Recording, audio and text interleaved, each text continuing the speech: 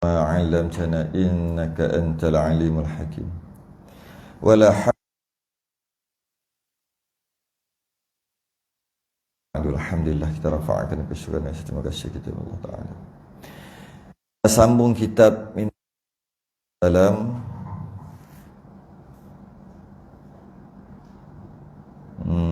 ke surat 25 Rumi.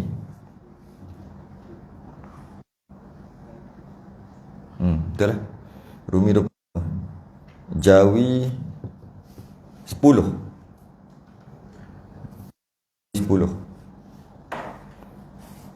Kita masuk setelah kita habis dalam bab perbahasan berkaitan dengan wudu. Kita dah selesai berkaitan dengan apa? Yang terakhir. Wudu dan sunat-sunat wudu. Selesai dah. Bila dah selesai berkaitan dengan wudu, masuk bab pada menyatakan mandi. Qala al-mu'allif rahimahullahu ta'ala wa nafa'ana wa iyyakum bi'ulumihi fid darain amin ya rabbal alamin. Muka surat 10 Rumi, Jawi 25. Kata pengarang bab pada menyatakan mandi.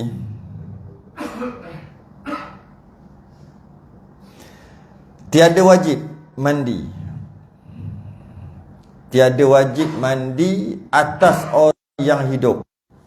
Secara umumnya orang hidup tak wajib mandi. Pada mazhab Syafi'i. Pada mazhab Syafi'i secara umumnya lah.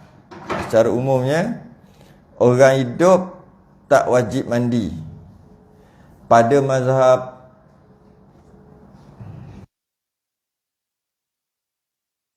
lain wajib mandi. Bukan mandi wajib. Wajib mandi dia lain. Mandi wajib, kalau berjunuk tu mandi wajib. Ini wajib mandi. Mandi wajib, wajib mandi lain. Mandi wajib yang kita nak bahas tu lah, mandi wajib, iaitu berjunuk, nanti kering haid nifas apa semua. Tu mandi wajib. Ini wajib mandi. Wajib untuk mandi. Secara umum mazhab Syafi'i,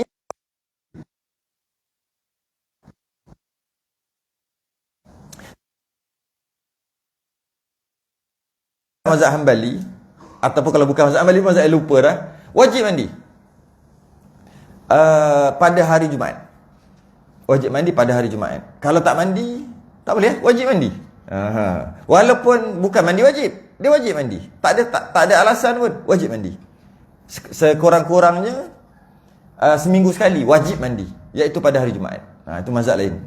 Mazhab Syafi'i tak. Secara umumnya mandi tak wajib. Tak wajib mandi. Sebab tu kata tiada wajib mandi atas orang yang hidup. Kalau orang mati, wajib mandi. Tapi yang wajib mandi itu orang lain yang wajib memandikan dia. Bukan dia yang wajib mandi. Kan? Orang lain yang wajib memandikan dia.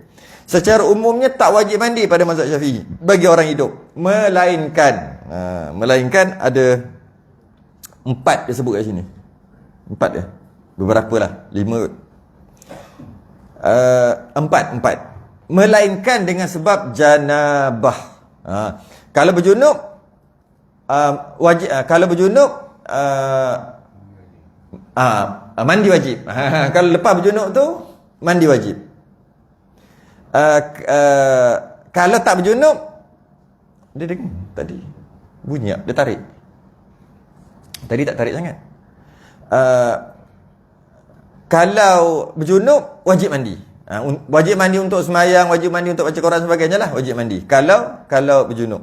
Itu Pertama, tak wajib mandi bagi orang hidup melainkan dengan sebab janabah. Apabila berjunub, lepas berjunub wajib mandi jika nak melakukan ibadah. 1. Selesai. Senang tu. Junub. Bila berjunub wajib mandi. 1. Atau wiladah. Ataupun wiladah. Wiladah ni bahasa Arab, bahasa Melayu namanya beranak atau melahirkan. Dengan wiladah, dengan melahirkan, beranak, ertinya beranak tu, maka lepas beranak tu wajib mandi. Cuma dia panjangkan sikit. Ertinya beranak jikalau ada ia kering sekalipun. Kalau keluar tu dalam keadaan kering sekalipun, tetap juga wajib mandi. Yang dinamakan mandi wiladah. Boleh kita namakan mandi wajib juga. Sebab dia memang mandi wajib. Macam ketika junub, mandi junub, boleh dinamakan mandi wajib juga. Ketika haid, mandi haid lepas kering, boleh dinamakan mandi wajib juga secara umumnya. Jadi wajib mandi tadi, mandi wajib setelah melahirkan. Dia kata beranak jikalau ada ia kering sekalipun. Jadi mandi wiladah ni diwajibkan apabila, yang pertama, mandi wiladah wajib apabila tak ada darah nifas. Sebab tu dia terkering. Kalau ada darah nifas, tak boleh mandi. Tak boleh mandi sebab nak mandi apa ada darah nifas. Macam mana nak mandi? Kalau mandi tetap juga tak terangkat hadas tu sebab nifas. Jadi kalau bersalin, beranak, kemudian darah tak ada, atau mungkin juga keguguran dalam keadaan darah tak ada. Kalau darah tak ada lah, gugur tu masuk keluar. Maka kalau darah ada, wajib mandi wiladah, tapi tak boleh mandi lagi. Bila melahirkan disusuli dengan darah nifas, mandi wiladah tu wajib, tapi tak boleh mandi lagi. Nak mandi macam mana ada darah nifas? Okey. Kalaulah wiladah melahirkan beranak, kemudian tak ada darah, nifas tak keluar, maka wajib mandi. Wajib mandi. Wajib mandi sebab dia kata kering. Kalau kering wajib mandi. Kerana apa wiladah wajib mandi? Kerana wiladah tu berasal daripada mani. Mani lelaki, mani perempuan cantum jadi anak. Maka bila keluar anak, seumpama keluar mani. Maka bila keluar mani, wajib mandi. Wajib mandi jika tak ada darah. Dengar betul-betul. Kalau ada darah, wajib mandi jika tak ada darah. Betul-betul. Kalau ada darah, wajib mandi juga. Cuma tak boleh mandi lagi. Bila nak mandi? Kering darah nifas nanti. Mandi sekali. Sebab apa? Sebab dulu-dulu pernah dengar lah, Tok Bidan ni setiap kali dia sambut kelahiran, mesti dia akan pesan, jangan lupa tu mandi wiladah tu. Jangan lupa mandi wiladah tu. Wajib tu, wajib. Sedangkan nifas tu ada. Betul wajib mandi wiladah bila keluar anak, betul. Tapi kalau ada nifas, mana boleh mandi? Hukumnya haram. Berdosa mandi tu. Macam orang haid pergi mandi wajib, berdosa tu. Kalau nak mandi, mandi sebab panas, sebab kotor. Jangan mandi sebab wajib. Jangan mandi wajib. Jangan angkat hadas. Macam itulah juga dalam keadaan bersalin ada darah. Tapi bila kita tengok dalam kitab kata wiladah, maka wajib mandi sebab beranak. Itu yang Tok Bidan pergi beritahu tu. Tok Bidan baca kitab. Cuma itulah syarahan kena betul. Jadi dia pesan.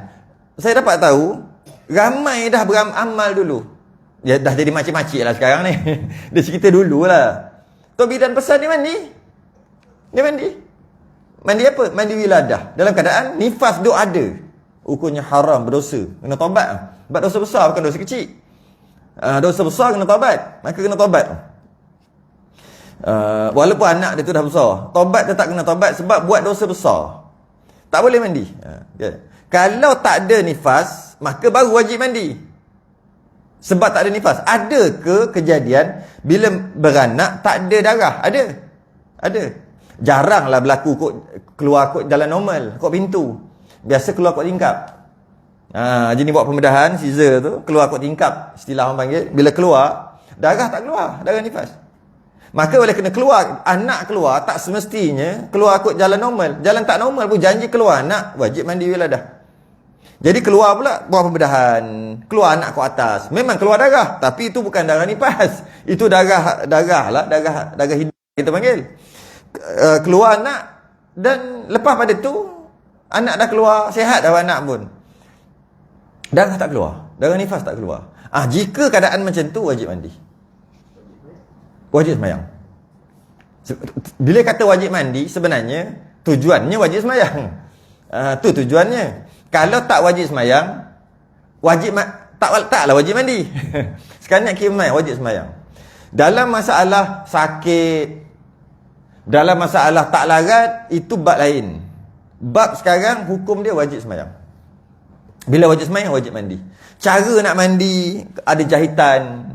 Cara nak mandi, ada gam. Dia gam. Sekarang ni dia gam kan. Dia tak jahit dah sekarang ni. Dia gam. Cara nak mandi, macam mana cara nak mandi, nak bergerak tak boleh, itu bab nombor 2. Nak pakai spray ke, nak pakai apa ke, itu cerita lain. Cerita sekarang ni wajib mandi dulu. Tu cerita dia. Wajib mandi. Siapa yang kena ingatkan ni? Suami tok lelaki dia kena ingatkan dekat isteri dia. Awak tak keluar darah nifas tu. Wajib semayang tu. Masuk zuhur ni. Kena mandi dulu. Macam mana nak mandi? Pandai-pandai lah nak hidup. Pandai-pandai nak hidup. Boleh berdiri. Jenis isteri kuat. Berdiri masuk bilik air mandi.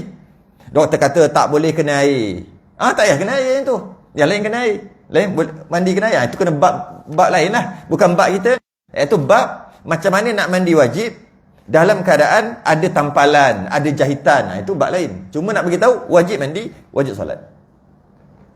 Dan mandi dia tu nanti ada tayamum kerana ada air yang tak kena nanti. Itu pun bab lain. Kita nak cerita jika tak ada nifas, biasanya kerana buat pembedahan, Caesar, beranak kot tingkap, sembahyang wajib. Yang kena pesan suami. Kemudian sehari sembahyang. Dalam keadaan sakit. Nak sembahyang macam mana, nak duduk pun tak boleh. Tak apa, sembahyang cara orang sakit. Itu bab lain juga. Sembahyang cara orang sakit. Tak boleh sembahyang berdiri, sembahyang duduk, tak boleh sembahyang duduk, sembahyang baring kan. Kemudian sehari sembahyang, 2 hari dalam hospital, 3 hari, 4 hari contohlah. Balik rumah 5 hari sembahyang. Hari ke-6 baru keluar darah nifas.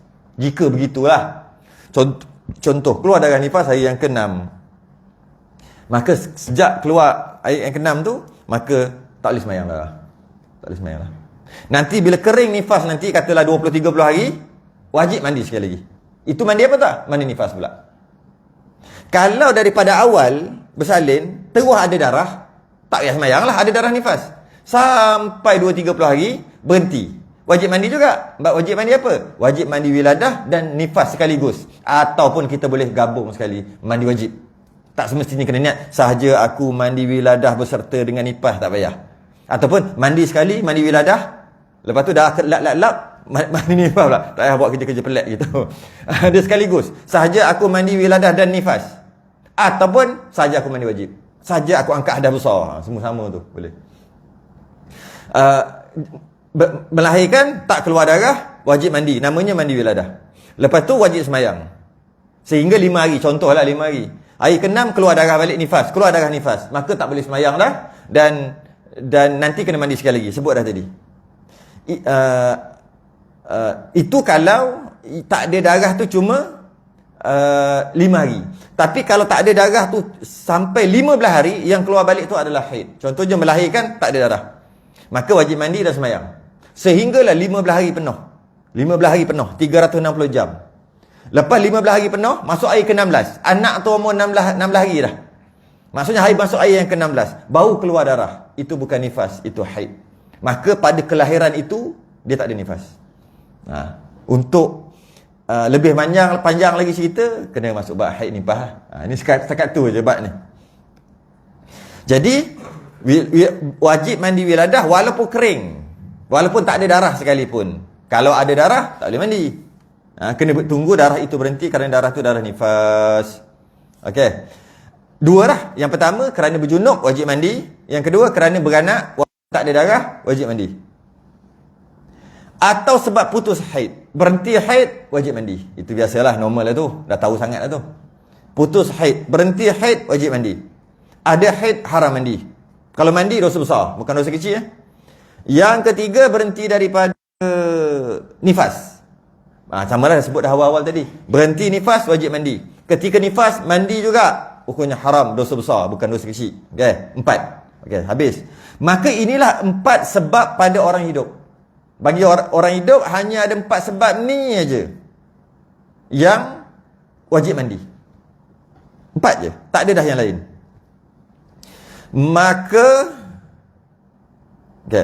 Maka terupa jua. Maka terupa jua macam ni. Dia nak kata apa? Macam mana dia nak kata apa ni? Ada satu gambaran, tu. Maka terupa jua tu bahasa dulu, bahasa sekarang macam ni. Ada satu gambaran, ada satu keadaan yang berlaku, berhimpun keempatnya pada orang perempuan yang ada pada orang perempuan yang bunting. Kadang-kadang 4 tadi dia boleh ada dekat seorang. 4. Apa tu? 4 kewajipan mandi tadi. Kan biasanya orang berjunub, dia tak orang berjunub tapi tak tak kering nifas. Dia berjunub tapi tak ada nifas, maka mandi junub. Dia berhenti haid, maka mandi haid tapi dia tak mandi nifas lah. Dia mandi nifas tapi tak ada haid lah, sebab nifas mana ada haid. Dan tak berjunub, maka mandi nifas. Satu. Kadang-kadang boleh berlaku dua. 2 in 1. Yang contohnya saya sebut tadi, wiladah beranak. Dalam masa yang sama ada nifas, tak boleh lagi mandi. Kering nifas, mandi wiladah, mandi beranak dan mandi nifas dalam satu masa. Tu 2 in 1. Kadang-kadang 3 in 1. Kadang-kadang 4 in 1. Senang kata gitu. Tu maksud tu. Maka terupa juga ada gambaran, ada keadaan berhimpun keempat perkara tadi pada seorang perempuan. Macam mana keadaan? Dia saja nak share. Bagus juga. Kalau bagi soalan boleh jawab. Macam mana empat kewajipan ni ada kat seorang. Mana nanti dia kena mandi? Empat. Biasa satu. Nah, 2 in 1 mungkin kita tahu. 3 in 1 apa? 3 in 1. 3 dalam 1. 3 dalam 1. 3 dalam 1. Macam mana 3 dalam 1? Dia berjunub. Dia bersetubuh. Habis bersetubuh, terus isteri dia kata sakit nak beranak. Maka dia wajib mandi junub kan? 1. Kemudian pergi hospital terus beranak. Maka wajib mandi beranak, mandi wiladah. Lepas tu terus ada darah. Nanti kering darah nifas, wajib nifas. 3 in 1. 4 in 1 macam mana? Ni saya nak cerita 4 in 1. Mari kita baca. 4 in 1. Nanti kalau 3 tadi yang kata berjunub, lepas tu beranak, lepas tu keluar nifas, tak boleh mandi lagi, kering nifas, mandi 3 in 1 tu. Maksud 3 in 1 tu niat satu pun tak apa. Maksudnya saja aku mandi wajib selesai. Ataupun saja aku mandi junub. Bila junub? 40 hari lepas. Sebab nifas 40 hari.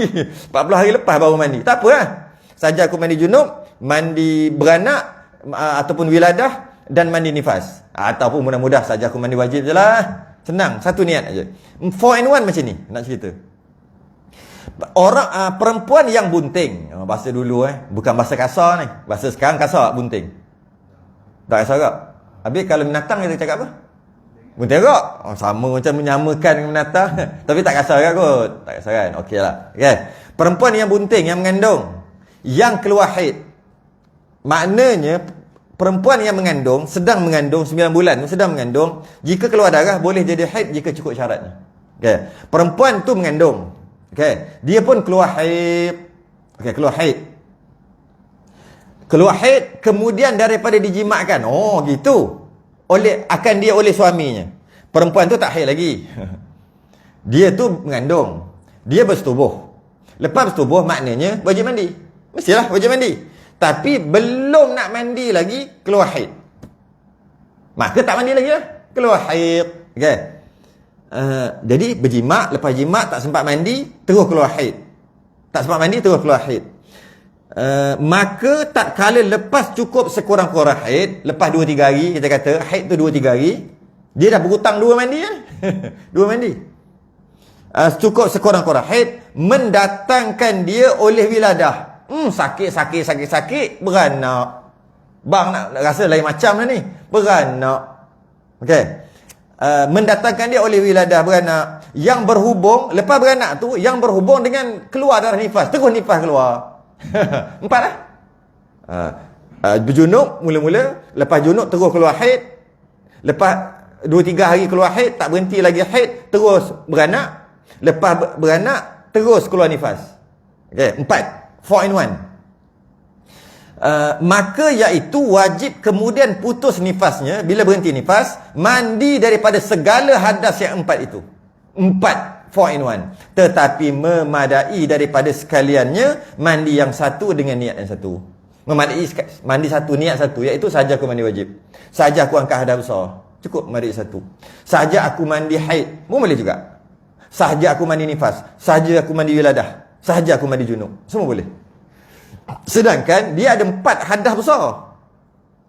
Nanti dia nak niat apa? Paling umum, saja aku mandi wajib, settle, boleh. Saja aku mandi hadas besar, angkat hadas besar, boleh juga. Saja aku mandi haid, boleh? Boleh. Tapi dia nifas. Memang. Tapi sebelum nifas tu kan dia haid. Dia pun niat, saja aku mandi haid. Boleh? Boleh.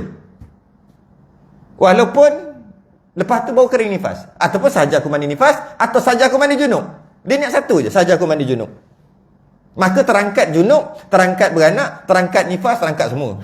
Niat satu terangkat semua. Okay. 4 in 1. Dan hasil janabah itu dengan salah satu daripada dua perkara. Yang kata berjunub tadi boleh jadi macam mana? Ada dua perkara. Pertama, junub terjadi dengan yang pertama, dengan sebab masuk hasyafah zakar atau kadarnya pada kubul atau dubur. Bersetubuhlah. Bila bersetubuh, maka dia dinamakan berjunub. Satu. Dan dia kata masuk hasyafah zakar 1/4 kemaluan lelaki atau kadarnya. Maknanya bagi yang macam mana Tok Mudim kemalangan ke, nak sunat menggelupur terpotong. Masya Allah, sudah terpotong lah. Dia tak ada hasyafah. Bila dia tak ada hasyafah, macam mana sedangkan masuk hasyafah zakar tapi dia dah terpotong contohlah, ataupun lahir-lahir tak ada, maka ukur 1/4. Dia sudah ukur kadarnya atau kadarnya 1/4 pada kubul atau dubur. Maka dengan masuk tu dia nama berjunub. Satu. Dan dia bagi jikalau ada keduanya bagi binatang, walaupun kubul atau dubur binatang sekalipun. Kubul atau dubur manusia, maka berjunub. Kubul atau dubur binatang, berjunub juga. Binatang, sama ada manusia, binatang atau jin sekalipun. Jin tu jangan tanya, tak tahu. Okey, dalam kitab tulis gitu. Kemudian apa lagi? Lagi tiada keluar mani sekalipun. Tak keluar mani sekalipun, namanya berjunub, wajib mandi juga. Lagi, jika dengan lapis yang tebal sekalipun, walaupun dia lapik dengan kain, kalau kitab Sabilal dia tulis lapik dengan kain perca sekalipun, tak kira, janji masuk, dia nama berjunub, wajib mandi. Okey, itu cara pertama. Cara kedua yang dinamakan berjunub dengan sebab yang mewajibkan mandi tadi, cara kedua adalah sebab keluar mani, dan jikalau dengan tiada sebab sekalipun. Maksudnya keluar mani tak ada sebab, tiba-tiba keluar. Apa hal tiba-tiba keluar? Maka wajib mandi. Ataupun dengan sebab bermimpi, maka wajib mandi. Ataupun dengan sebab menilik kepada benda yang syahwat. Manja sikit, tengok keluar mani. Manja, macam mana? Okey, wajib mandi juga. Sama ada lelaki atau perempuan. Nah, lelaki kita tahulah, perempuan ada mani ke? Ada juga. Jika keluar, walaupun jarang-jarang, jika keluar, maka wajib mandi. Yang mana satu ketika Ummu Sulaim, ibu kepada Anas bin Malik, dia datang jumpa Nabi. Dia perempuan datang jumpa Nabi. Mak kepada Anas bin Malik. Dia kata, wahai Rasulullah, sesungguhnya Allah tidak malu dalam menjelaskan kebenaran. Dia lapik dengan tu dulu, sebab dia nak cerita benda yang memalukan. Jadi kata, sesungguhnya Allah tidak malu dalam menjelaskan kebenaran. Sebab kebenaran tadilah dia akan menjadi hukum hakam, halal haram, dosa pahala. Dengan dosa pahala tu jadi syurga neraka. Jadi benda ni tak boleh sogok-sogok. Maka Ummu Sulaim kata, wahai Rasulullah, sesungguhnya Allah tidak malu dalam menjelaskan kebenaran. Apakah wanita wajib mandi jika dia mimpi dan mengeluarkan mani? Maka Nabi kata, na'am idza ra'atil ma'. Ya, dia wajib mandi jika dia melihat air. Kemudian Ummul Mukminin, isteri Nabi, ada waktu tu dekat situ, dia pun gelak, dia tergelak. Ummul Mukminin tergelak. Dia kata, apakah wanita juga ada mimpi basah mengeluarkan mani? Nabi jawab, fa bima yushihul walad. Dari mana anak itu boleh serupa dengan maknya kalau maknya tak ada mani? Maka percampuran tu sebenarnya, kalau istilah syarak dia panggil percampuran mani di antara lelaki dan perempuan. Maka bila bercampur, maka itulah boleh macam rupa ayah, boleh macam rupa mak, sebab ada mani. Jika keluar lelaki ataupun perempuan, maka kalau perempuan tu belum balik lagi, baliglah dia walaupun dia tak ada haid. Perempuan balik bukan dengan haid semata-mata. Dia boleh balik dengan keluar mani. Jadi, jika keluar, wajib mandi. Sama ada lelaki atau perempuan. Okay. Dan baginya dua rukun. Rukun mandi. Kan wajib mandi ni. Nak mandi macam mana? Dua rukun. Pertama, niat. Mesti kena ada niat. Hal keadaannya berserta dengan permulaan suku-suku yang dibasuh akan dia daripada tubuhnya. Yang ni kena ajar anak ni. Anak perempuan, anak lelaki masih kecil tu lah, masih agak-agak lah umur berapa. 10, 11 kot, yang tu kan. Kalau laki tu mungkin dalam 12 kot, kan. Lebih kurang tu lah. Kena ajar ni.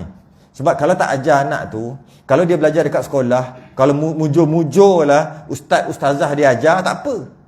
Takut-takut ustazah pun malas nak ajar. Takut-takut sukatan pelajaran pun tak ada perkara ni. Takut-takut tak tahulah. Bila ustazah pun tak ajar dekat sekolah, mak bapak pun tak ajar, anak tu ambil maklumat kat mana? Dia tahu kena mandi, tapi nak mandi macam mana? Mak dia kata, mandi je, mandi wajib, mandi je, niat je. Macam tu aja. Kalau setakat ajar niat aja, kalaulah anak tadi tu salah buat, ada saham dekat mak bapak nanti tu. Saham apa? Saham tak elok. Saham dosa tu. Dekat mak bapak dia. Sebab wajib atas bapa untuk ajar anak. Kena pesan, kena ajar. Kalau tak apa, kena hantar pergi sekolah. Yang mana sekolah tu ada ajar. Kalau tak nak ajar pun. Kena. Tapi yang terbaik adalah benda basic yang anak buat, mak bapak ajar. Itu yang terbaik. Benda basic. Benda yang akan diamalkan tiap-tiap hari, tiap-tiap bulan. Contohnya mandi wajib. Wuduk. Semayang. Yang kena buat. Apa? Yang selalu kena buat. Tu je lah kot. Fatihah. Sebab Fatihah kena baca tiap hari. Apa lagi? Tu je lah kot. Kalau nak kata puasa, setahun sekali. Yang ni, yang memang hari-hari anak tu akan buat nanti, iaitu semayang, baca Fatihah, ambil wuduk, mandi wajib. Itu yang hari-hari, itu yang selalu buat, kan? Kalau mak bapak ajar, setiap kali anak tu buat, dapat saham free-free pahala kat mak bapak, kan? Kan bila kita ajar orang-orang tu buat, kita dapat pahala. Ini kita pergi pahala yang sepatutnya kita punya sebab anak kita pergi sub dekat ustaz. Untung ustaz dapat free-free. Yelah, ustaz tu ajar, ustazah ajar, dia buat. Ustazah tu lah dapat pahala, ustaz tu lah dapat pahala. Sedangkan tu anak kita. Bila anak kita lah yang dapat sepatutnya. Bila dia buat apa-apa. Lainlah benda-benda yang jarang-jarang, macam haji ke apa, tak apalah. Bukannya buat selalu. Ini yang hari-hari buat. Bayangkan, kalau kita ajar anak kita Fatihah, setiap kali dia sembahyang baca Fatihah, semua saham kat kita, kan? Sekarang kita bagi kat ustaz. Untung ustaz tu dapat peri-peri je. Orang tu sembahyang, baca Fatihah, dia dapat. Ustaz tu yang dapat. Mak bapak tak dapat. Sedangkan tu anak dia. Rugi. 4 perkara ni memang mak bapak kena ajar. Sebab pahala free. Bila anak buat, mak automatik dapat. Ayah automatik dapat. Apa dia? Sembahyang, Fatihah, wuduk, mandi wajib. Itu je. Kalau ada lagi, tambah lagi. Apa? Kalau katalah anak tu suka baca Quran, ajar baca Quran. Setiap kali dia baca Quran, dapat. Siapa yang ajar, dia lah yang dapat pahala. Okay. Antaranya yang kena ajar ni lah. Pertama, niat mandi wajib. Keadaannya berserta dengan permulaan suku-suku yang dibasuh akan dia daripada tubuhnya. Maksudnya, bila air kena badan, waktu tu niat baru kena ada. Selagi air tak kena badan, niat tak sah. Air kena badan, baru niat tu sah. Okay? Dan berniat orang yang mandi itu akan angkat hadas besar. Niat dia angkat hadas besar. Atau akan fardu mandi. Atau seumpama yang demikian itu. Yang kita orang Melayu panggil mak mandi wajib. Senang. Saja aku mandi wajib. Boleh juga niat saja aku angkat hadas besar. Boleh juga niat saja aku melakukan fardu mandi. Fardu tu wajib lah. Fardu mandi tu wajib mandi. Wajib mandi, mandi wajib sama lah. Okay. Jadi bila kena tubuh, masa tu barulah niat tu kena ada. Dan tak disyarat balik kepala dulu ke, kaki dulu ke, tak syarat. Dan tak wajib mualat. Tak wajib berturut-turut mandi itu. Kena air kat badan, niat. Kalaulah kena air kat badan, terus niat, maka niat tadi tak wajib berkekalan. Kena air kat badan, niat. Kan? Maka tak wajib kena ada mandi wajib, dah masuk kaki mandi wajib. Tak perlu. Mula-mula je. Kena badan, sah lah. Dah terangkat dah. Kena air kat badan, niat mandi wajib. Cukup. Cukup apa? Niat tu dah cukup dah. Lepas tu masa basuh tangan, basuh kaki, tak ada dalam kepala, tak ada dah mandi wajib tu. Lupa, kosong aja, tak apa dah. Dia bukan mesti berkekalan daripada start kepala, ada niat mandi wajib sampai tak. Tapi jika ada macam tu, terbaik. Siapa boleh buat? Dia sama macam ambil wuduk. Ketika ambil wuduk, waktu niat masa basuh muka je. Lepas basuh tangan, tak perlu niat dah. Biar kosong dalam kepala pun tak apa, sah dah wuduk. Tapi yang terbaik, ketika basuh tangan tu niat lagi. Ni wuduk. Ambil wuduk ni. Ni ambil wuduk ni. Bukan sebutkan mulut, dalam hati. Ambil wuduk ni 3 kali. Ambil wuduk ni. Wuduk ni. Wuduk ni. Wuduk ni. Basuh tangan wuduk ni. Biasa kita tak ada gitu tak? Masa muka je. Lepas tu tak apalah, sah dah. Cuma yang terbaik sedar. Macam tu juga sembahyang. Allahu Akbar, masa tu masa takbir tu je kena ada niat. Lepas Allahu Akbar, mana ada niat dah? Mana ada sedar tengah sembahyang dah? Baca automatik gitu je, tahu-tahu dah salam. Tapi yang terbaik, tengah sembahyang, Wallahdallin, tengah sembahyang, rukuk tengah sembahyang, sentiasa sedar tengah sembahyang, sampai salam. Itu yang terbaik. Tapi tak syarat gitu. Bila niat tu? Masa takbir je mula-mula. Bila wuduk, niat wuduk? Masa mula-mula basuh muka lah. Bila niat mandi wajib? Masa mula-mula kena air kat badan. Tu cukup. Cuma cantiknya, terbaiknya adalah yang terbaiknya adalah sepenuhnya lah, sampai habis kalau boleh. Kalau boleh. Okay? Kalaulah air kena badan, tak niat lagi. Kemudian lepas lama sikit baru niat, maka yang awal-awal kena air tadi tak sah mandi. Yang sejak niat ke bawah saja, contohnya air kena kepala, tak niat mandi wajib lagi. Tu berangan duk fikir, rumah tak bayar lagi ni. Banyak masalah fikir. Sampai mandi wajib ni, pam kat sini baru niat mandi wajib. Contoh gitulah. Okey, maka air kena bawah ni semua terangkat. Okey lah. Yang atas ni kena mandi balik walaupun dah basah jeruk dah pun. Sebab masa air kena tadi tak ada niat. Bila niat masa ada kat sini. Maka yang tu ke bawah okeylah. Yang ke atas macam mana? Tak terangkat walaupun basah. Itulah. Kena basuh baliklah. Itu kalau mandi sekali. Kalau mandi gitu sekali, kita bukan mandi sekali, shower tu beratus-ratus kali ya. Tak sempat apa-apa lah. Kalau katalah air kena tu tak niat lagi, sampai kat kaki baru niat. Baru niat mandi wajib. Baru niat mandi wajib kat kaki, air kat atas sampai dah. Jadi tak ada masalah lah. Ini cerita kalau mandi 1, 2, air turun. Baru niat. Lepas tu nak ambil Allah, air dah tak ada dah. Tu baru macam tu baru ada lah. Masalah ni, kalau kita mandi macam kita duk mandi ni, ada masalah langsung. Tak ada masalah air langsung. Dan keduanya, syarat pertama niat. Bila kena niat tu bila air kena anggota mana-mana anggota tubuh. Mana-mana anggota tubuh. Dan keduanya meratakan tubuhnya pada zahirnya. Yalah, bila sebut nak mandi wajib, air kena badan dan kena ratakan air pada zahirnya sahaja. Maknanya batin tak perlu basuh. Dalam mulut zahir ke batin? Dalam masalah mandi wajib? Batin. Maka tak wajib qoma. Sunat qoma, tak wajib qoma. Dalam hidung? Dalam hidung. Batin. Maka sunat masuk air dalam hidung tak wajib sebab batin. Dalam biji mata? Batin juga. Maka tak sunat. Jangan buat tak sunat masuk air dalam biji mata. Telinga yang ni zahir lah kat luar ni. Dalam tu batin tak wajib dan tak sunat pun masuk air dalam tu. Menanah telinga.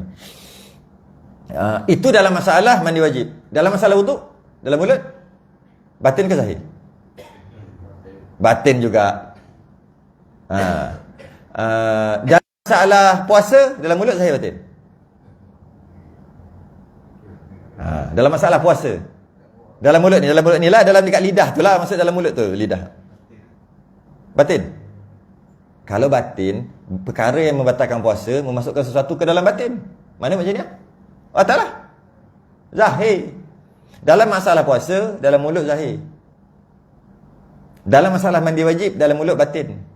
Dalam masalah wuduk, dalam mulut batin. Masalah puasa, dalam mulut zahir. Zahir. Sebab tu tak batal. Masuk dalam mulut tak batal. Batin dia kat sini, bukan kat dalam mulut ni. Dekat tekak ni. Jadi maknanya setiap masalah dia berbeza zahir batin. Dia berbeza. Masalah puasa dia zahir. Sebab tu tak batal sebab masuk dalam zahir. Tapi dalam masalah mandi wajib, dia batin pula. Dia gitu. Dia tengok masalah. Meratakan tubuh pada zahir. Jadi yang dalam-dalam batin tak wajib dan meratakan segala bulunya pada zahir dan batinnya dengan air sekali. Tapi kalau masalah bulu rambut, zahir batin. Bulu zahir batin. Maksud zahir batin tu macam mana? Kalau macam ni, rambut tu macam ni, atas tu dia panggil zahir, bawah ni panggil batin. Bukan dekat dalam umbi tu. Bukan. Maksud zahir batin bila kalau macam tu kan? Ni rambut, ni zahir, ni batin. Itu dia panggil zahir batin. Payah juga. Bulu zahir batin. Apa maksud dia? Sudah. Maksud satu lagi, kalau rambut ni, banyak rambut lepas tebat, maka luar ni zahir, kalau kita selak tu, tu batin dalam tu. Maka zahir batin dalam masalah rambut bulu. Zahir dan batin. Masalah selain daripada tu adalah zahir saja. Maka ratakan air ke seluruh badan, kulit, rambut, bulu dengan air mutlak. Ratakan. Dan nak ratakan tadi tu, ada kata kat sini, dengan air sekali. Dengan air sekali. Dengan maksud, dengan air mutlak sekali je yang wajib. Kita bukan sekali, beratus-ratus kali. Sekali yang wajib. Dia sekali. Dengan air sekali, iaitu air mutlak. Cara nak meratakan air ketika mandi wajib, ratakan tu, dia ada martabat. Dia ada martabat. Rata tu ada martabat yakin, ada martabat zon, dia panggil. Zon tu sangkaan kuat, tapi tak sampai yakin. Yakin ni 100%. Jadi meratakan air tu tak perlu yakin, zon aja. Kalau yakin, ambil air, tuang. Tu namanya yakin kena air. Yakin. Adakah perlu gitu? Tak. Kalau tutup mata pun tak apa. Sah. Sebab dia bukan yakin, zon, sangkaan kuat. Kalau yakin, dia mesti tengok air tu, tengok betul-betul rasa, rasa air tu sejuk, barulah namanya yakin. Kalau macam tu lah, teruk nak mandi. Dia zon, dalam gelap, tak nampak pun air, tapi rasa air. Cukup. Jika rata semua cukup. Dalam zon, bukan yakin. Kalau yakin pun tak apa, cuma untuk sah zon memadai. Zon tu sangkaan kuat memadai. Yelah, logik juga. Kalau bawah-bawah celah-celah ni, kalau yakin kena ada, ambil cermin klebek itu, ambil cermin letak kat bawah. Sebab tak nampak yang bawah-bawah ni. Mana nampak? Kat belakang nampak. Ambil cermin besar kan letak. Dah kena dah. Payah gitu. Tak, rasa sejuk tak? Rasa kan? Kena tu. Takkanlah kena kat sini, bawah ni tak kena. Lah kena mesti dia mengalir ke bawah. Itu dah panggil sangkaan kuat. Itu bukan yakin. Yakin tengok. Pasang video lagi. Jangan terlepas pula video tu. Buatnya apa, telefon tu rosak. Dapat dekat orang repair tu, viral ni. Tangkap video depan belakang semua. Lepas tu lepas mandi tu, tengok besarkan, zoom. Okey, yakin kena air. Tak perlu gitu. Zon memadai. Sangkaan kuat memadai. Di bawah pelipat-pelipat ni, berhati-hati sikit bawah pelipat-pelipat ni. Ada yang pelipat-pelipat lah. Yang perut maju ke hadapan tu, bawah-bawah perut tu, selak. Plop. Masuk ke bawah tu. Takutlah kalau ada perut tu macam tu. Perut boroi tu. Pusat menjaga pusat tu. Sebab ada. Dia punya perut tu besar. Lama-lama, lepas tu dia apa? Dia diet. Bila dia diet, kulit tu masih lagi ada. Walaupun isi ataupun lemak dah tak ada. Tapi kulit tu ada. Bila kulit tu ada, dia akan melipat tau. Dia melipat gitu. Jadi, silap gini. Masuk ke bawah ni. Saya cerita ni kalau tidak berdosa tau. Sebab semayang tak sah. Ni cerita panjang tau. Ni bukan cerita buat lawak. Tapi memang lawak. Kena selak. Selak tu masuk kat bawah. Kalau tak kena, kalau dia duduk tu je, macam tu, air tak kena kat bawah tu. Bila air tak kena, tak sah mandi wajib. Bila tak sah mandi wajib, tak sah semayang. Ni cerita dosa pahala ni. Kalau dalam pusat tu, pusat, tengoklah kedalaman telaga pusat tu dalam mana. Lagi dalam lagi kena. Dalam pusat tu kira zahir tu. Korek sikit pusat tu. Lepas tu kalau perempuan subang ni, lubang subang kat telinga ni. Takut kena ni sikit. Goyang apa ni sikit lah, buat sesuatu lah. Dekat telinga ni pun masukkan sikit. Macam ambil uduk tu kan. Lepas tu jari-jari kaki atau jari tangan mungkin tak ada masalah kot. Jari kaki tu, jari kaki yang melekat macam ni. Tengoklah kaki masing-masing. Kalau dia terik kan, jadi macam tu, tak apalah, dia basuh gitu aja. Tapi kalau tak pergi, sebab apa, penuh yang isi, nak pergi kat mana lagi, tu kena selak juga. Selak basuh. Selak dia panggil. Selat. Bukan selak. Selak kain nak. Silap tak. Okey. Basuh wajib tu. Wajib. Jari-jari yang melekat, jari-jari yang rapat. Meratakan air bulu Bulu hidung wajib tak wajib walaupun bulu hidung tu terkeluar macam jagung terkeluar bulu. Bulu yang kat luar tu tak wajib basuh. Tapi elok carilah mesin apa bulu hidung terkeluar. Tak lalu nak makan depan. Pernah jadi kan, tak lalu kita nak Ustaz tak lalu makan, mana nak lalu bulu hidung dia terkeluar kat depan muka aku. Makan Ustaz.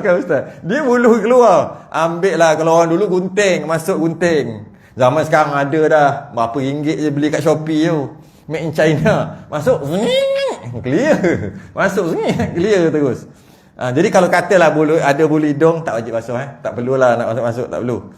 Bulu hidung sebab dia umbi dekat dalam. Dia kira batin. Apa lagi kalau rambut bersimpul. Orang perempuan ada rambut bersimpul. Ataupun dia panggil berbuah. Bersimpul ke berbuah atau? Rasanya bersimpul atau berbuah lah. Rambut, lepas tu cuba kita simpulkan, simpul mati, pop kita tarik. Kan dia ada macam buah tu. Kadang-kadang dia terjadi sendiri. Tak tahulah sebab rambut kusut sangat ke, rambut apa masalah, tak tahulah. Dia akan jadi begitu. Dan kadang-kadang banyak. Tak boleh buat apa. Kadang-kadang dia jadi apa? Bersimpul, bertokor. Sebab dah tak boleh nak ni dah. Kena potong. Kalaulah dia jadi sendiri, rambut tu berbuah tadi jadi sendiri, atau dia bersimpul tu jadi sendiri, jika tak besar sangat, biasa normalnya, maka dimaafkan. Sedangkan dalam rambut tu tak kena air tu. Tapi kalau dia buat sendiri, dia buat tocang apa, dia buat benda tu, lepas tu nak buang, tengok-tengok ada simpul, itu tak maaf, itu kena kerat. Sebab dia buat sendiri. Yang buat tocang buat yang gini. Apa dia panggil? Dandan. Masuk sini. Macam-macam gaya dia buat. Ada yang bila buat macam tu, bila nak buang tu, dia tak boleh lah. Akhir sekali lepas dah buang, tengok-tengok ada rambut yang telah tersimpul. Yang tersimpul tak boleh buka dah yang tu. Mana rambut nak buka macam mana? Simpul. Kenapa tu? Dia buat sendiri. Jika dia buat sendiri, jadi macam tu, wajib potong. Kalau tidak, mandi wajib tak sah. Tapi kalau dia jadi sendiri, rambut tu kusut sangat, dia jadi sendiri, pakailah conditioner. Patut. Dia jadi sendiri. Dia jadi sendiri, maka dimaafkan banyak mana sekalipun. Sebab jadi sendiri kan. Ada panggil rambut berbuah, tak silap. Ke rambut apa dah? Adalah yang tu. Apa lagi? Okey, kuku jaga, bawah kuku jaga. Bawah kuku wajib. Kalau ada hitam wajib juga. Pendapat muktamad wajib buang. Tapi kalau ada juga, Imam Ghazali kata dimaafkan jika dia berasal daripada daki. Habis. Dan wajib atas orang yang mandi bahawa ia mencangkung hingga terbuka halaqah duburnya dan basuhkan akan dia daripada hadas besar. Kena ajar ni. Mungkin kita ni dah tak ada masalah. Anak-anak ni kena ajar. Mandi wajib, duduk.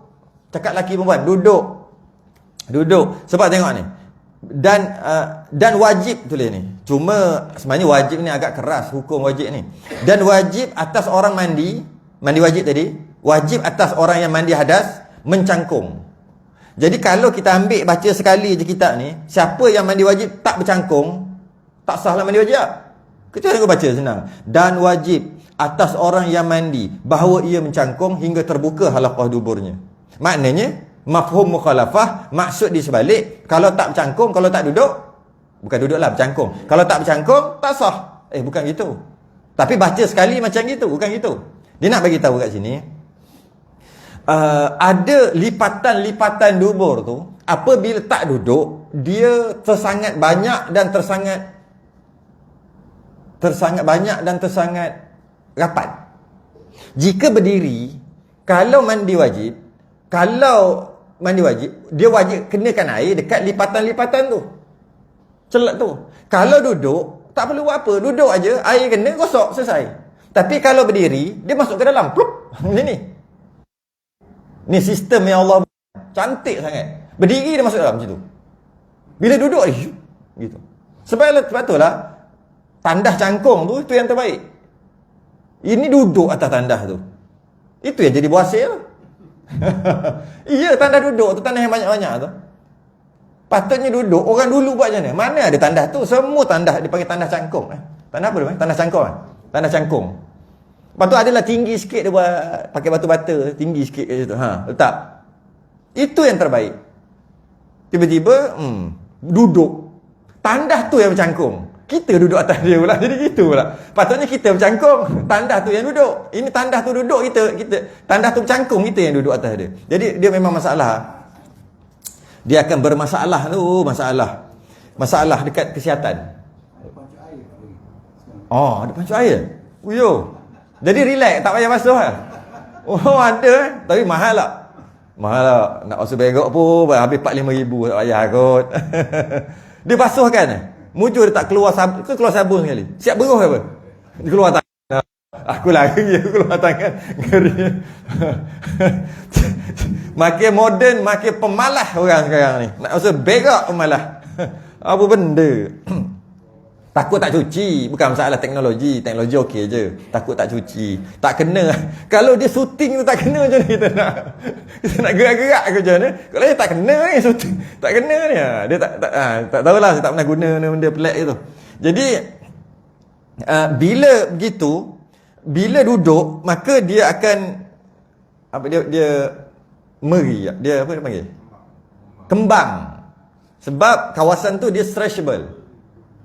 Dia boleh mengembang dan mudahlah untuk gosok sapu. Tapi kalau berdiri, dia masuk ke dalam. Bila masuk ke dalam, tak semestinya tak sah mandi wajib. Tapi kena gosok, kena gonyoh lebih sikit Kena gonyoh sungguhlah. Jadi kalau baca sekali seolah-olah habis siapa tak duduk tak sah mandi wajib, secara automatik semayang dia tak sah. Maka dia kena qada. Teruk. Kalau baca sekali lalu. Bukan maksud tu. Bukan. Maksudnya kalau duduk memudahkan. Kalau tak duduk berkemungkinan tak kena. Kecuali dia gosok sungguh-sungguh. Dia gonyoh. Barulah tak payah duduk. Tapi kenapa menyusahkan diri? Duduk ajalah. Tu je lah nak cerita. Tak. Malah hukum makruh. Kecuali ada masalah macam buasir. Saya ada kenal 2-3 orang buasir. Dia kata tak boleh.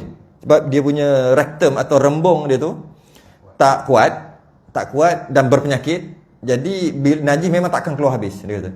Dia takkan keluar habis. Buatlah pegang macam mana, merah muka-muka, dia kata. Dia kata kadang-kadang keluar najis sikit, air mata lagi banyak pada najis keluar, dia kata. Air mata ni sakit keluar. Najis keluar sikit. Jadi bila macam tu, bila bergerak berat-berat dia akan keluar sikit-sikit nanti lepas dah basuh. Maka caranya dia kena korek. Itu bab lain. Ini kalau tak ada penyakit, jangan amal korek. Dengan korek menyebabkan buasir. Boleh menyebabkan. Tapi kalau dah sakit, nak tak boleh buat apa dah. Wajib korek. Kena korek sebab dia akan menyusahkan. Tapi tak, kalau mandi wajib, tetap tak wajib korek. Cuma lepas pada tu nak semayang gerak-gerak sikit. Apa benda ni? Belengah-belengah pelik. Tengok-tengok, keluar dah. Kena basuh lagi. Jadi dia terpaksa korek. Korek. Lepas tu, baru dia basuh. Dia ambil air, dia buat laju-laju, dia kata. Air laju tu. Air apa? Air tajam. Lepas tu buat gitu. Dia tunjuk dia nak beritahu sah tak puasa dia. Saya cakap tak boleh. Dia cerita pasal puasa. Sah tak puasa dia. Dia buang air puasa, putus dia buat laju tu, putus dia apa namanya, spray putus keluar habis najis dia. Banyak keluar Ustaz, banyak dia kata. Nak tengok? Tak payah. Tak, dia nak tunjuk dia punya ni, dia nak expresskan dia punya tu. Tak apalah, tak apa lain kali tengok. Dia ada pula. Dia spray apa tu habis. Lepas tu dia nak tanya, adakah sah puasa? Batal puasa. Nak cerita pasal tu. Cuma nak tahu, kalau dia bukan puasa tak ada masalah. Kalau ketika mandi wajib tak wajib korek. Tapi kalau mengganggu nanti korek lah. Dan wajib atas perempuan itu bahawa membasuh akan barang yang nyata daripada farasnya pada ketika duduknya atas dua tapak kakinya. Samalah bercangkung. Maka bahawasanya yang demikian itu sekaliannya daripada zahir jasad. Sama juga bagi perempuan. Tadi bagi lelaki perempuan, yang ni bagi perempuan, khas untuk perempuan. Sama juga. Sekali baca, tak duduk, tak sah mandi wajib. Tak ajar isteri, suami tanggung. Tak ajar anak, ayah tanggung. Secara umumnya gitu. Tak duduk tak sah. Tapi sama macam tadi, tak semestinya. Kalau berdiri pun boleh. Tapi buat apa menyusahkan? Susahlah sikit. Sebab Bila duduk, yang sepatutnya zahir. Bila bangun, niat macam ni. Betul tak? Jangan bayang apa-apa. Macam ni. Tak perlu bayang apa-apa. Dia tulis macam ni. Macam ni. Kemudian, dia macam ni. Masa berdiri, dia syup macam tu. Masa duduk, dia macam ni. Masa berdiri, dia macam ni. Ketika duduk, dia macam ni. Itu zahir. Bila berdiri, dia macam ni. Bila macam ni, masa nak mandi, kan susah tu. Kenapa buat susah kan? Itulah. Cuma, mudah-mudah kata, wajib duduk. Tapi sebenarnya bukan wajib duduk. Dia untuk mudah-mudah kata je. Mudah kata wajib duduk. Dia duduk, selesai masalah. Perempuan pun macam tu, lelaki pun macam tu. Maka jikalau ditinggalkan dia pada basuh. Kalau ditinggalkan dia basuh. Dan jikalau dengan lupa sekalipun. Terlupa sekalipun. Tidak sah mandinya. Yang terutama, lebih-lebih lagi, bahawa membasuh kedua tempat ini. Dua ni, kubur dubur ni, lebih-lebih kat situ. Mungkin kat ketiak, kat mana-mana, kat lubang pusat ke apa, mungkin tak ada masalah. Lubang subang, mungkin tak ada masalah. Tapi dua, dia kata kubur dan dubur ni terutama. Bila dia kata terutama, maknanya ramai orang cuai dalam masalah ni. Dan malas nak bincang. Menyebabkan buat lebih kurang aja. Bila dia kata yang terutama bahawa membasuh kedua tempat ini, kubur dan dubur, dengan niat, satu lagi, dengan niat yang menentukan keduanya dahulu daripada membasuhkan tubuhnya. Ni macam ni cerita dia. Dia nak mandi wajib, tak kisahlah haid ke nifas ke berjunuk ke. Kemudian masa nak mandi tu buang air. Buang air. Lepas buang air tu basuh. Masa basuh tu tak ada niat mandi wajib. Basuh tak ada niat mandi wajib. Basuh banyak, basuh dah buang air kan, basuh, tak ada niat mandi wajib. Basuhlah, niat basuh. Kemudian berdiri untuk mandi wajib. Masa berdiri untuk mandi wajib, air kena, baru niat mandi wajib. Dan dia tak duduk dah. Dia terlupa. Dia kena duduk, kalau dia tak kena, tadi kan dah basuh. Basuh tadi tak ada niat mandi wajib. Tu maksud dia. Dengan niat yang menentukan keduanya dahulu daripada membasuh tubuhnya. Dia macam, tadi kan dah basuh. Kan buang air, tadi kan dah basuh. Kan dah kena air. Jadi tak perlulah duduk. Sedangkan masa tu tak ada niat mandi wajib. Ramai orang tertipu. Jadi dia pun mandi berdiri aja. Jika ada tempat yang tak kena, tak kisahlah kubur dubur, tak kena kat mana-mana, maka tak sah. Walaupun dah kena ketika dia basuh. Dia kata, maksud bila air tu kira nak mandi lah tu. Memang pun. Tapi ketika buang air dan duduk untuk basuh, mana ada niat mandi wajib. Kena air, tak dikira mandi wajib. Walaupun dah basuh, dah bersih, cuci pun, berkilat pun, bersinar sekali pun, tetap juga tak nama mandi wajib sebab tak ada niat. Bila dia bangun, air tu baru niat saja aku mandi wajib. Masa duduk tadi kan dah basuh. Kira halal lah tu. Tak halal. Haram, tak halal. Jadi bila kena semua tu, dia terlupa nak duduk. Ataupun dia tak payah duduk dah. Kan tadi dah kena air, maka tak sah mandi wajib. Jadi cara menyelesaikan dia macam mana? Cara menyelesaikannya adalah masa duduk, masa buang air tu, lepas duduk untuk basuh, niat dah mandi wajib. Soalannya, boleh ke niat mandi wajib masa basuh tu? Boleh. Sebab mandi wajib, niat mandi wajib bila air kena badan. Tak kisah kena kat mana, kepala ke, badan ke. Cuma sunat, nanti dah akan sebut sunat sekejap lagi sikit lagi. Sunat kena lambung kanan. Masa kena tu baru niat. Itu sunat niat dekat sini. Tapi menyusahkan, dia kata susah, maka dia buang air, lepas tu dia pun basuh. Ketika dia basuh tu niat terus, saja aku mandi wajib. Basuh, saja aku mandi wajib. Habis dah basuh, berdiri. Bila berdiri, niatlah sekali lagi nak niat apa. Tak nak niat pun tak apa, tak payah niat dah, mandi. Maka tak perlu duduk dah. Tak perlu duduk dah. Okay. Ini yang Nabi buat. Ambil wuduk dulu, baru mandi wajib. Kan ada, kalau baca hadis, sunat Nabi dulu, ambil wuduk dulu. Lepas ambil wuduk, mandi wajib. Kita fikir, kalau ambil wuduk lepas tu mandi wajib, macam mana nak? Kena tapak tangan kemaluan kan batal wuduk. Takkan pakai sarung tangan, boleh jadi pelik. Kata hadis Nabi. Hadis Nabi cerita, disunatkan ambil wuduk baru mandi wajib. Bukan mandi wajib dulu baru ambil wuduk. Tidak, ambil wuduk dulu. Tapi kalau ambil wuduk, nak mandi wajib, batal lah wuduk bila pegang-pegang. Lah kali, baca hadis. Itu kat situ. Rahsia dia, ketika lepas buang air apa semua, sebelum mandi lagi ni, masa basuh, niat mandi wajib. Bila dah niat mandi wajib, berdiri, nak mandi wajib ni, nak sambung, ambil wuduk dulu. Bila ambil wuduk, lepas tu mandi wajib, tak payahlah pegang dah, kan dah basuh tadi. Kat situ lah. Tu dia punya rahsia dia. Tapi kalau baca hadis gitu aja, dia akan buat macam mana? Dia ambil wuduk, masuk-masuk tu ambil wuduk dah. Lepas tu, pegang aja. Batal lah wuduk tu. Lepas tu, dia semayang tak ambil wuduk dah. Lepas mandi wajib tu terus semayang, tak ambil wuduk dah. Tak sah semayang. Walaupun ikut hadis Nabi. Salah faham. Okay, mari kita tengok sunat-sunat kita jumpa. Dan bermula segala sunat mandi itu amat banyak. Setengah daripadanya wuduk yang sempurna dahulu daripadanya. Wuduk dulu. Tapi nak ambil wuduk dulu ni ada syarat. Pertama, dia kena ketika dia basuh tu, kemaluan apa semua tu, masa tu niat mandi wajib dah. Kemudian ambil wuduk. Bila ambil wuduk, niat wuduk lah. Kemudian terus sambung mandi wajib, tak perlu pegang lah. Selesai. Lepas pada tu tak payah ambil wuduk dah, terus sembahyang. Memanglah sebab dia tak pegang kemaluan dia. Okay, tu cara yang pertama. Settle lah, boleh lah. Tak, itu normal lah balik. Dah pegang habis semua, batal. Ambil wuduk kemudian. Tu settle lah. Ceritanya sekarang tak nak ambil wuduk dah lepas mandi. Ceritanya tak nak ambil wuduk dah lepas mandi. Macam mana? Kalau nak ambil wuduk dah, ikut nak buat macam mana pun, last sekali sebelum keluar tu pakai kain tuala, ambil wuduk kan. Settle masalah. Kita cerita masa mandi wajib. Jadi kaki tu mungkin katakan dia tak kena air. Kaki tak kena air. Masa mandi wajib. Okey, jadi lepas tu dia ambil wuduk. Dia ambil wuduk. Wuduk. Lepas tu dia basuh kaki. Kaki kena lah. Dengan niat ambil wuduk. Ya. Tak boleh. Tak ada. Tapi kalau dengan niat mandi wajib tak apa. Tapi itulah. Takkan dia niat mandi wajib masa tu dia niat wuduk lah. Tapi kalau niat mandi wajib, niat wuduk tak terangkat. Tak terangkat. Tak terangkat. Dia dalam kitab Kifayatul Muhtadi, dia ada dua surah, dua keadaan yang lebih kurang macam ni keadaan ni. Tapi dia bukan niat ambil wuduk. Dia niat basuh kaki. Niat basuh kaki mandi wajib. Yang itu ada. Tapi itu nanti dulu. Itu ada. Tapi kalau niat dia ambil wuduk. Tadi alang-alang air kena kaki tu, kira mandi wajib sekali dengan wuduk lah. Tak boleh. Sebab niat dia niat wuduk bukan niat mandi wajib. Maka tak terangkat. Tak terangkat. Okey. Dan menggosokkan segala anggota. Sunat gosok lah. Standard. Sunat gosok. Dan memulakan mandi dengan lambung yang kanan daripada tubuhnya. Sunat mula kat sini. Kanan. Walaupun ada, apa dia panggil? Ada amalan ataupun petua-petua yang mandi daripada kaki dulu lah. Kaki naik ke atas. Sunnahnya sini dulu. Kepala sini. Kepala kena bahu. Lambung kanan. Dari sudut petua-petua tu, petua-petua lah.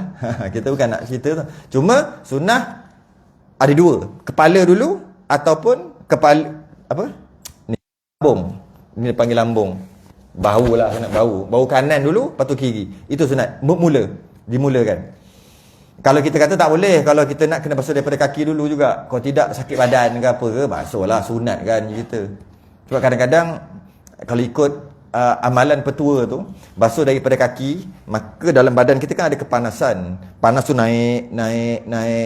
Lepas tu basuh lutut pula, naik. Lepas tu basuh pinggang, naik sampai keluar kat lubang-lubang yang ada kepanasan tadi. Dia tak terperangkap. Tapi kalau kau atas, kepanasan tu turun, tapi dekat kaki tak ada lubang. Itu yang jadi gaut tu. Jadi gaut, jadi apa macam-macam orang cakap tu. Itu ikut petua. Wallahualam. Saya cerita sunnahnya kepala dulu, bahu dulu. Tak kira. Itu petua-petua. Dan keadaannya 3 kali meratakan dengan tiap-tiap satu daripada segala suku tubuhnya. Mandi 3 kali. Maksud 3 kali rata. Kita tak boleh buat 300 kali. Ya, air air kalau shower tu kan. Cuba bilang. 1 saat sekali yang dia keluar. Boleh kata. Sekali keluar tu 1 saat. Ada kan? Yang saat kedua tu air lain dah. Agak-agak berapa minit duduk dalam tu? Berapa saat duduk dalam tu? 300 kali rasanya. 300 saat. 1 minit 60 saat. 1 minit 60 saat. 10 minit 600 saat. 600 kali mandi. Power mandi. Padahal sunat 3 kali. Cuba bayangkan, kita buat 600 kali. 3 kali. Maksudnya rata air sekali, rata air 2 kali, rata air 3 kali. Lebih kurang dalam 15 hingga 30 saat aja. 15 hingga 30 saat aja mandi wajib. Tak, kita apa ni sunat kan. Dan menghadap kiblat ketika mandi. Tak buat dah, tak cari kiblat dah, bawa telefon. Isteri tengok. Pun ni maksudnya nak cakap dengan skandal ke apa. Tak nak cari kiblat pun mana tahu. Cari kiblat. Dekat sini. Okey dah. Tak keluar balik. Mandi menghadap sana. Kan cari kiblat kat aplikasi kan. Sunat mandi menghadap kiblat. Dan bermula yang haram dengan janabah, iaitu barang yang haram dengan hadas kecil. Ketika berjunub, haid nifas, haram dengan haram berjunub, haid nifas. Apa dia? Solat, tawaf, sentuh Quran, haram. Dan tambah pula atas haram membaca Quran dan haram diam dalam masjid. Jadi ada 5. Hadas kecil, haram solat, haram tawaf, haram sentuh Quran. Tu hadas kecil. Hadas besar pun sama, ada lah juga. Okay, cuma hadas besar tambah lagi 2. Hadas kecil 3 je. Hadas besar tambah lagi 2. Iaitu baca Quran pun tak boleh, duduk dalam masjid pun tak boleh. Sedangkan kalau hadas kecil boleh baca Quran. Pegang Quran yang tak boleh, baca Quran boleh. Kalau hadas kecil. Kalau hadas besar tambah lagi 2. Baca Quran pun tak boleh.